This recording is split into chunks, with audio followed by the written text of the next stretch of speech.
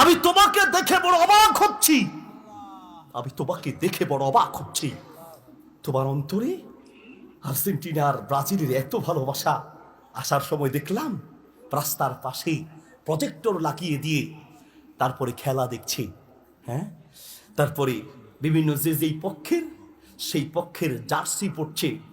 একজন নিজের বাড়ি থেকে শ্বশুর বাড়ি পর্যন্ত লাখ টাকা স্ত্রীর জমানো টাকা খরচ করে পতাকা তৈরি করেছে। আরেকজন পতাকা দিয়ে ঘর তৈরি করেছে। আরেকজন নিজের চারপাশের বাউন্ডারি পতাকা দিয়ে দিয়েছে।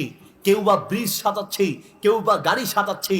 আরে তুমি যে ব্রাজিলের পিছনে দৌড়াও, তুমি যে আর্জেন্টিনার পিছনে দৌড়াও, তুমি যে ব্রাজিল আর আর্জেন্টিনা, তুমি যে নেইমার আর রোনালদোর পিছনে দৌড়াও, জানো জানো এরা কারা?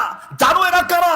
এরা তোমার কোনো খোঁজ রাখে না, তোমার খবর নেয় না, মৃত্যুর পরে তোমার কোনো কাজে আসবে না। বরং যেই নবী তোমার জন্য কেঁদেছে সেই নবীর কথা তোমার মনে নাই, ঠিক কিনা?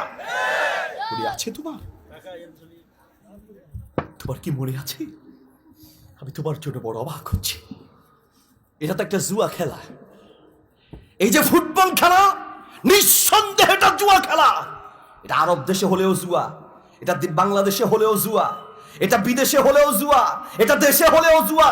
যেই খেলায় টাকার দর থাকে, যেই খেলায় হার জিতের মাধ্যমে কাপ দেওয়া নেওয়া বা টাকা দেওয়া নেওয়ার ধান্দা থাকে, এই খেলা হচ্ছে জুয়া খেলা।